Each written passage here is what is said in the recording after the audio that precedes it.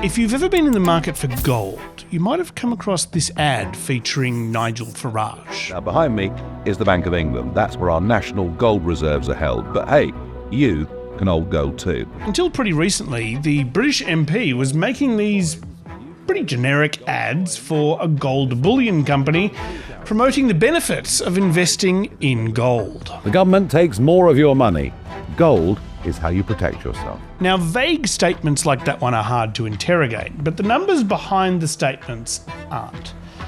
Which is why I'm particularly interested in one ad that Farage did where he included a few charts. Are you worried about the value of your money and its purchasing power? Well, you should be.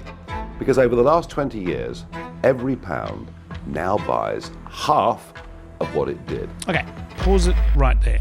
That chart is showing the decreasing value of £1 from 2004 to 2024, and it's accurate enough. The nature of inflation is that if you bury a pound in your backyard for 20 years, it will not be able to buy as much stuff when you dig it up as it could when you buried it, as Farage correctly identifies here. Inflation is constantly eating away at your money. But the reason this ad is so interesting to me is because he then goes on to show a second chart. Now, I spent 20 years in the metals business before getting involved in politics. And one commodity I've always liked is gold. And over the last 20 years, whilst your money in the bank has been depreciating, the price of gold has been incredible. It's produced amazing returns over 20 years. Okay, pause it there. Now, while the previous chart showed a line going down, this one pretty clearly shows a line going up. That's good, right? Gold must be a great investment. But when you put these charts together, what they show is actually extremely misleading. He's saying that inflation means your money is worth less. But also, look, gold is worth much more money than it was before. Do you think that inflation might have something to do with that, Nigel? Let's pull Nigel's data onto one of our own charts. What he's showing is the nominal gold price. How much is gold worth at any one time in pounds? But, as he says, pounds become less valuable over time. So if you apply inflation to the equation, the picture is much less rosy. Farage must know this. After all, he Spent 20 years in the metals business. Now, I'm not here to say that Farage is wrong and that gold is a terrible investment. Between 2004 and 2011, gold was genuinely a good investment, as the global financial crisis drove people out of stocks and into more stable investments like gold. But then its value went flat for a decade. Stocks, however, tend to recover quickly.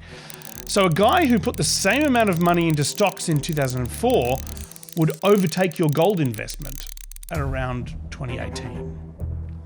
Here's the thing about gold. When you look at the market, you'll see it really only performs well during a crisis. World wars, the global financial crisis. Otherwise, stocks, bonds, or property are generally a better investment. Which means if you want people to buy gold, you really have to convince them that a catastrophe is imminent. And so The country is now in deeper debt than it has ever been. The global situation is the most perilous it's been in my lifetime. We've got a war going on in Ukraine, a war going on in the Middle East, and who knows what China's intentions on Taiwan might be. So these are deeply worrying, very, very unstable times. Now, admittedly, this scheme has paid dividends for at least one person, Nigel Farage. Since the start of 2024, he's been paid about £700,000 to do these ads for Direct Bullion London. And his hustles aren't limited to selling gold. He's also been given millions of pounds by cryptocurrency guys. It's one of the reasons he was forced to resign his seat in Parliament and hold a by-election. He wants a mandate from the public to ignore questions about all that money he's been getting. There's a pattern here, though, and it runs through some of the strangest people in British politics. A fixer who advertised money laundering on the dark web. A donor whose diamond mines didn't exist. To understand why they're all circling Nigel Farage, you have to follow the money backwards. So let's do that together. I'm Matt Bevan, and this is If You're Listening. This whole story plays out a little bit like a Guy Ritchie movie. It's high on rapscallions and hijinks. So let's start with the crew assembly phase of the movie. That's not worth a bet. I don't know what is. First, we're going to meet Farage's fixer, George Cottrell, who apparently goes by Posh George. Cue the music. Here's how Nigel Farage described Posh George in an interview with the Trigonometry podcast. He is, of course, an enormously colourful character. And I mean, great press. All the girlfriends he's had and the things he's done and all of it. Posh George is from an aristocratic family. His uncle is a lord who owned a Formula One team. Hesketh's his uncle of Formula One, and mum dated the man that's now the king. Oh yes, and his mother Fiona is an ex-girlfriend of King Charles. So of course there are great reasons why he's a person of interest. He was introduced to Farage by his uncle, Lord Hesketh, sometime around 2013 or 14, when he was just 20 years old and Farage's star was on the rise. Nigel Farage is calling it a political earthquake. His United Kingdom Independence Party, or UKIP, won 27% of the vote, more than Labour or the Conservatives. The People's Army of UKIP have spoken tonight and delivered just about the most extraordinary result that has been seen in British politics for 100 years. Nigel. Initially, Posh George was a volunteer fundraiser, but he was also doing a bit of fundraising for himself on the side. He'd started advertising a service he could provide on the dark web. The service was money laundering. In March 2014, he was contacted by a potential client. He flew to the US the following month to meet up. Initially, George was hesitant to travel to the US for the purposes of doing crime, but his contacts had suggested meeting up in Las Vegas, and as a gambling addict, he couldn't resist. In Vegas, he met up with two businessmen, and they went to dinner at a Michelin-starred restaurant. At the restaurant, the men told him that they make $2.5 million a year trafficking cocaine from Phoenix to New York. Then, Posh George returned to London. What happened next is a bit murky. There's some conflicting accounts, which I'll get to in just a second. But back in the UK, he started rapidly getting closer and closer to Farage. Time and again during the referendum contest, he was Nigel Farage's right-hand man, passing him the mic, telling him what next. He was with Farage all the way through the Brexit referendum. This will be a victory for real people, a victory for ordinary people, a victory for decent people. After the referendum, Farage announced he was intending to travel to the United States to campaign for Donald Trump. You're going to be going to the Republican National Convention next week. This is going to be one heck of an election here. Well, I think there's one big message that I'm going to bring to Cleveland next week. Posh George, as Farage's right-hand man, went too. But on the way through Chicago Airport, George was taken aside for a bit of a chat with the authorities. They let him continue through to Cleveland for the convention. George told his colleagues that he was carrying a large amount of cigarettes on him, and that's why he was questioned.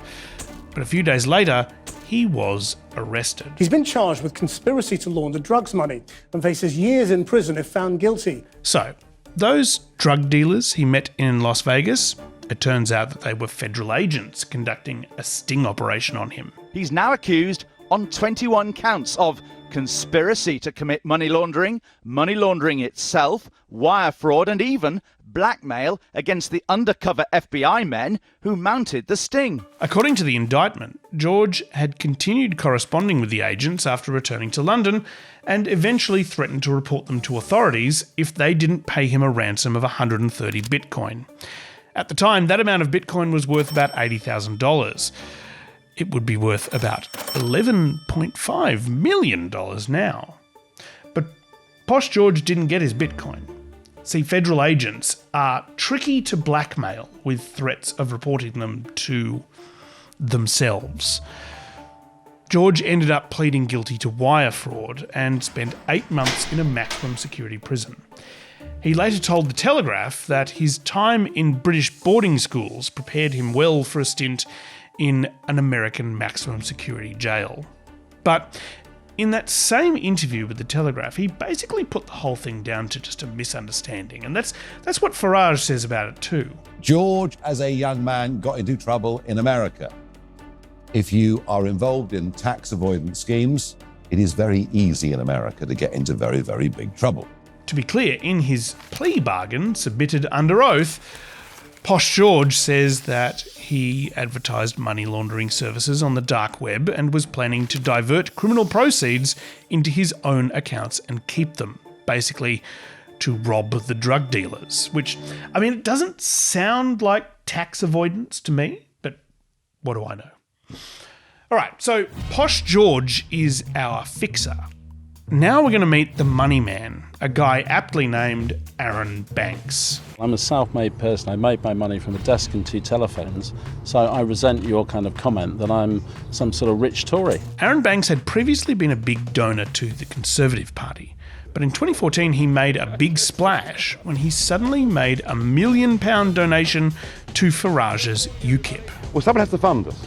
We have to have money. At the time, most people had no idea who this guy was and were sceptical about how he was able to make such a, by British standards, massive political donation. It seems like I'm only suggesting... about 30 businesses involved in diamond mining, involved in insurance, banking. Now, it's clear that our money man had money. What wasn't clear was where exactly that money was coming from. See, when journalists at the time went poking around to try and figure out how he was able to give so much money to Nigel Farage, they found mysterious things. For example, Banks told Channel 4 that a chunk of his money was coming from South African diamond mines. Diamond mines? Diamond mines, yes, in Kimberley. It's the old De Beers Kimberley mine.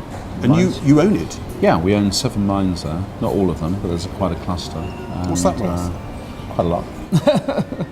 We pulled out a 12-carat diamond last week. But when they sent a reporter to South Africa to check out the mines for themselves, they weren't operating. And he has said that the diamond industry is the most fun he's ever had in business. It is admittedly after office hours, but if there is fun to be had here, it isn't obvious how. The BBC, meanwhile, had a look at his Gibraltar-based auto insurance business and found that it pays out almost 3 times as much in claim settlements as it takes in as a premium. For Southern Rock, they pay out £2.86 for every £1 of income that they generate. So for every pound they get in, they're paying £2.86 out. The Guardian found that his other insurance businesses were also barely breaking even. Between 2014 and 2016, Banks gave Farage £450,000 in personal gifts and became the biggest political donor in British history, dumping a total of £8 million into UKIP and the campaign to leave the EU in the Brexit referendum. Subsequent reporting by Bloomberg News calculated that Banks's donations were equivalent to about a quarter of his known assets. So he gave away a quarter of his money in political donations, apparently. Given the confusing nature of his business interests and the fact that he'd taken several meetings during the Brexit campaign with various Russians, rumours started flying. For months, there has been speculation Mr. Banks was being funded from sources in Russia. A criminal investigation began. The UK's top organised crime agency is investigating the true origins of Arron Banks' huge political donations. But he was cleared of any wrongdoing. Bloomberg found that it was more likely that the donations had been funded by lending money from his own insurance companies, which apparently is totally legal. Banks then launched a big defamation case, which essentially stopped any more journos from poking around, including us. No more poking, we promise. So that's Nigel Farage's Brexit era inner circle. A money man whose fortune nobody could quite explain, and a fixer who ended up in the custody of the US Federal Bureau of Prisons. Despite all the investigations and jail time, both Arron Banks and Posh George are still in the picture, still in Farage's inner circle. Banks is now a key figure in Farage's current party, Reform UK, and stood as a candidate for the party in a mayoral election last year. Meanwhile, Posh George reportedly has spent significant sums of money paying for Farage's private security detail and considers him a father figure. Speaking to the Trigonometry podcast, Farage has sought to downplay the importance of his friend's criminal past. So he has a conviction. Maybe that conviction will be pardoned one day. I don't know. I've stood loyally with George because I think he deserves a second chance. And what has Posh George been doing with his second chance? Well, he's been living in Montenegro, writing a book called How to Launder Money and getting into cryptocurrency. Back in 2020, he and Farage had lunch with crypto billionaire Christopher Harborn, who is the part owner of the cryptocurrency Tether. Days later, Posh George was part of the team launching a new gambling platform using Harborn's cryptocurrency. Introducing TetherBet, the world's most exclusive sportsbook, providing the highest limits, anytime, anywhere, on every sport. Harborn subsequently became Farage's new biggest financial backer, donating £25 million to Reform UK over the last 7 years, and providing Farage with a £5 million personal gift in 2024. Which is perhaps why Farage is now not only spruiking the benefits of investing in gold, but cryptocurrency too. I was advocating in 2020 that people should have crypto, have a bit of Bitcoin as part of their portfolio, bring crypto and digital assets in from the cold. Farage has even been specifically talking up the company belonging to his biggest donor. Tether is about to be valued as a $500 billion company. You know, stable coins, crypto, this world is enormous. And I've been urging for years that London should embrace it. There's something odd going on here.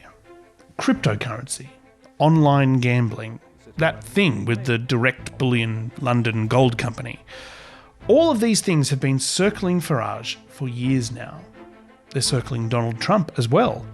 A few weeks ago, we did an episode about how various crypto bros, pickup artists, and right-wing podcasters have been helping the Trump family get rich through cryptocurrency. We're live at the crypto ball, and the official Trump token just launched. In fact, the entire anti-establishment right-wing political ecosphere is getting into both gold and crypto in a big way. Well, I've become a big crypto guy. We are about to place our Bitcoin order. As you can see, gold is the top performing asset year over year. Gold can be a safe haven in hard economic times. You can open up, any cryptocurrency app and you can send money wallet to wallet instantaneously. Tether Gold is real gold on the blockchain with ownership of physical gold bars.